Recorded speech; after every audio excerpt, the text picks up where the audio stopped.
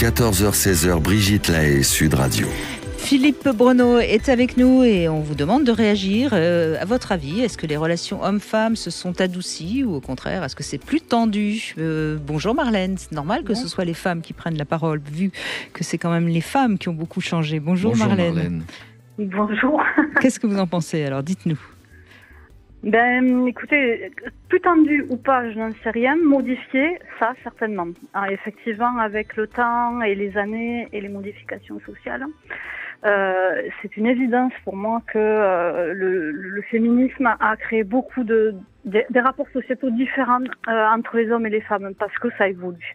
Et je trouve que voilà, nous avons dans nos méthodes éducationnelles des façons de faire depuis tout petit avec les enfants qui impliquent souvent une domination des uns sur les autres, la domination des adultes sur les enfants, la domination des gens qui dirigent quoi que ce soit sur les autres. Et donc, on a la domination de l'homme sur la femme. Et aujourd'hui, cette domination tend par un réveil des femmes en Occident à s'amoindrir, à être différentes, à prendre des formes différentes. Ça passe par leur libération sexuelle, évidemment. Ça passe, et votre invité le disait, par un événement considérable qui a été l'avortement et l'avènement de la contraception féminine, qui fait que nous ne sommes plus assujettis à notre rôle de tenir dans notre ventre le monde. Et donc, il me semble que on a tout ça s'est modifié avec le temps. Et donc, ce que je voulais vous dire, c'est que malgré tout, aujourd'hui, avant, on construisait les relations hommes-femmes avec le féminisme comme les femmes comme. Enfin, j'ai pas envie de dire, c'est très caricatural ce que je veux dire. Les hommes contre les femmes. C'est-à-dire que être féministe, c'était presque être contre les hommes à l'époque. Et aujourd'hui, être féministe, c'est pas se construire contre l'autre, mais c'est se construire avec l'autre. Et on n'est plus donc dans une domination des uns sur les autres, mais plus dans comment nous coopérons tous ensemble pour créer le monde d'aujourd'hui. Et donc, ça ne veut pas dire que dans les couples, cette domination n'existe plus. Il y a quand même encore des reliquats, mais quand même, il faut quand même prendre en note et en considération les choses ont nettement évolué. Donc, vous appréciez les modifications qui vous ont d'abord, vous peut-être en tant que femme, permis d'avoir une vie plus comme vous avez envie de l'avoir et non pas comme vous auriez dû l'avoir, et puis vous pensez que ça... Cela dit, n'oublions pas de dire qu'il y a quand même beaucoup d'hommes aussi qui se sentent féministes. Le mot féminisme n'est pas l'apanage des femmes. Exactement, ça je crois que c'est important, et ça a toujours été le cas, même dans les années, au début du féminisme, dans les années 60.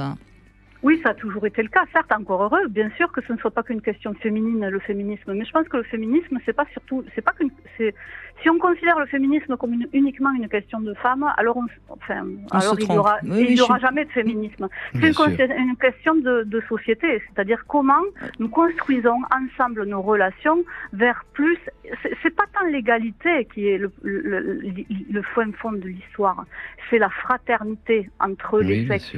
C'est la fraternité au sens très large du terme. Ça pourrait être la sororité.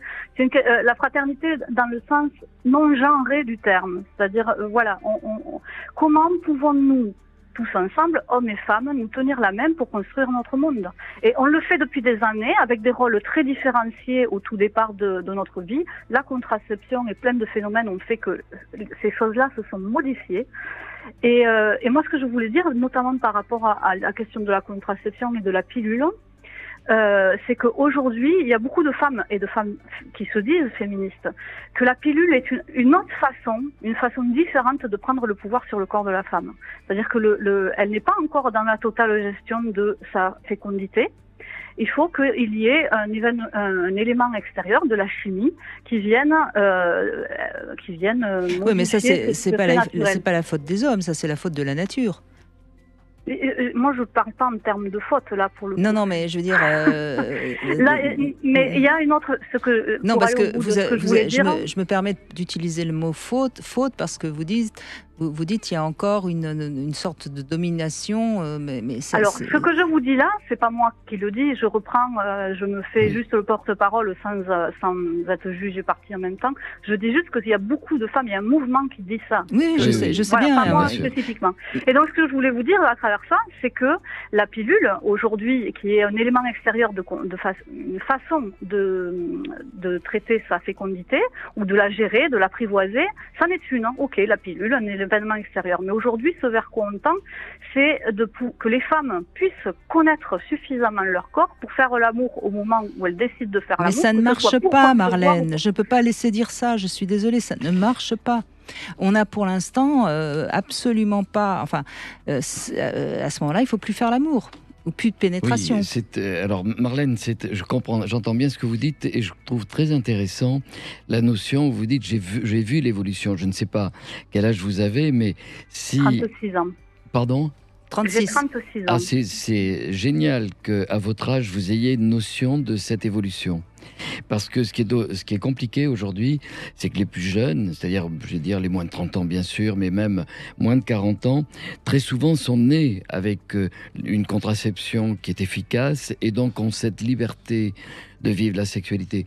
La génération précédente, c'est-à-dire vos parents et mère et grand-mère, j'allais dire, ont vu une révolution, leur vie a changé. C'est quand même quelque chose d'extraordinaire que la sexualité soit possible sans crainte qu'elle soit pénalisée par une fécondité non désirée, par exemple. Et ça, cette révolution, elle a d'ailleurs été faite par le féminisme. Ce sont des femmes, oui, qui ont permis... Vous savez, quand la pilule contraceptive avec Gregory Pincus va être élaborée, on est en 1953, ça n'a été possible que parce que c'est une grande féministe, c'était Margaret Sanger qui est connue, c'est celle qui avait monté le planning familial américain, et c'est surtout que Margaret Sanger va mobiliser des forces et va trouver une femme extraordinaire, Catherine McCormick, qui était une milliardaire parce qu'elle était une veuve milliardaire, mais ce n'est que parce qu'on a mobilisé beaucoup de fonds, sinon la pilule certainement n'aurait pas vu le jour. Il y avait trop de forces qui s'y opposaient. Donc ce mouvement féministe, et vous le dites bien, il peut avoir changé. Oui, il y a des formes différentes. Ce mouvement féministe était d'abord pour permettre une égalité des hommes et des femmes au niveau juridique, au niveau économique. On n'y est pas encore. Mais on a fait, par rapport au monde de la tradition, on a fait beaucoup de progrès. Par contre, ce que l'on se rend compte, c'est que les premières féministes étaient quand même qui n'étaient pas vraiment pour une guerre des sexes. Il y en avait qui étaient dans une revanche. Aujourd'hui, ce qui est compliqué, et vous le dites, il va y avoir des arguments fallacieux. Là, Brigitte vient vous évoquer les problèmes de contraception. Ça, ce serait tout un débat à faire parce que la contraception naturelle, ça n'existe pas. C'est-à-dire que les femmes et les hommes sont faits pour être féconds. Après, on peut très bien ne pas avoir d'enfants, il suffit de ne pas avoir de rapport sexuel, ou les avoir pour les femmes dans la période post-ménopause, bien sûr. Mais c'est vrai qu'on voit aujourd'hui des positions un petit peu extrême. Je pense à la conseillère de Paris, Alice Coffin, qui dit aujourd'hui même ne pas vouloir lire de livres écrits par un homme. On revient dans une sorte de guerre qui va comme s'il y avait des revanches à prendre. Et vous le dites très bien. Je crois que le féminisme, les hommes sont féministes, mais bien sûr, la plupart, vous avez une part... En tout cas, vous, Philippe, vous êtes féministe. Je suis obligé. Je ne mets aucun doute. Brigitte, c'est très gentil. Mais vous savez, vous n'êtes pas obligé, c'est dans vos gènes. Tenez, non, pas tout à fait. Ça m'arrive très souvent. Lorsque je vais amener des arguments qui vont être justes, et peut-être même ces arguments de contraception dont on parle, vous pouvez pas savoir que ce qu'on est attaqué. On va dire, qu'est-ce que vous dites? Pourquoi vous n'êtes pas féministe? Je suis obligé de rappeler, toujours, que en 2008, j'ai écrit un livre qui s'appelle « Les violences ordinaires des hommes envers les femmes ». Ah, tout de suite, on dit, ah bon, parce que... C'est votre passeport féministe. Mais oui, un petit peu comme si on n'avait pas le droit de dire quoi que ce soit qui serait de la réalité, mais qui permettrait d'essayer de comprendre la complexité. Vous avez raison, Marlène, il faut absolument qu'il y ait quelque chose qui vienne des deux parts, des hommes, des femmes, peut-être dans le fait de se rejoindre dans une coopération, mais avec qu'on puisse parler de tous les arguments sans être dans un féminisme radical. Et ne pas accepter des arguments qui ne sont pas vrais, parce que c'est ça qui nuit aussi, qui nuit à une vraie collaboration entre nous. On vous bouscule pas trop, est-ce que Philippe vous a convaincu, Marlène? Mais j'ai pas eu. Vous m'entendez? Oui, bien sûr, on vous entend. Oui. J'ai pas eu l'impression d'avoir besoin d'être convaincue de quoi que ce soit, puisque effectivement nous sommes sur le même sujet. Là, il s'agit maintenant aujourd'hui de construire un monde où chacun d'entre nous, peu importe son sexe, puisse avoir sa fonction dans son monde, de manière non édictée par la génétique, et que chacun puisse rester dans son pouvoir. Voilà.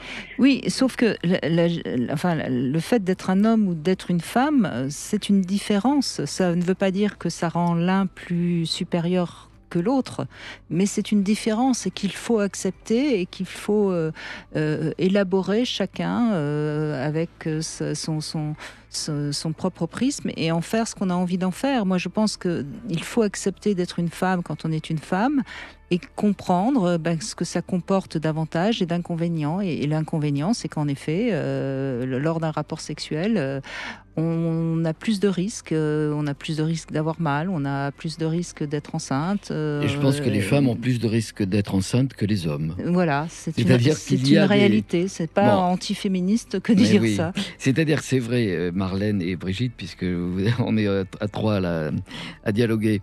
La grande difficulté des mouvements, parce que oui, si on regarde dans l'histoire, il y a quand même une domination masculine depuis des millénaires. Alors, effectivement, il y a une part de revanche qui va être prise par des mécanismes, par des parts radicales un petit peu du féminisme, en disant, eh bien, il faudrait presque, ce n'est pas égal si on en venait à une sorte de pacte. Qu'est-ce qu'on ferait de tout ce qui s'est passé avant?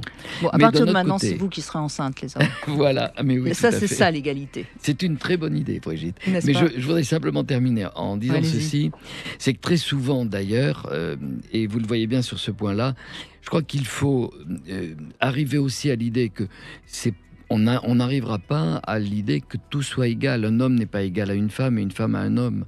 C'est au contraire se trouver une rencontre dans la différence, parce que nous sommes différents. Et très souvent, d'ailleurs, une part des féminismes, effectivement, veulent absolument annuler les différences. Et c'est d'ailleurs pour ça que vous avez écrit « Pourquoi c'est si compliqué l'amour ?» parce que vous montrez bien nos différences. Donc, je le conseille aux femmes et aux hommes qui ont envie de comprendre nos différences. Philippe Renaud reste avec nous et on continue bien sûr ce sujet délicat. Merci beaucoup, en tout cas, Marlène, d'avoir commencé avec nous, parce que ça a ouvert beaucoup de sujets qu'on abordera jusqu'à 16h.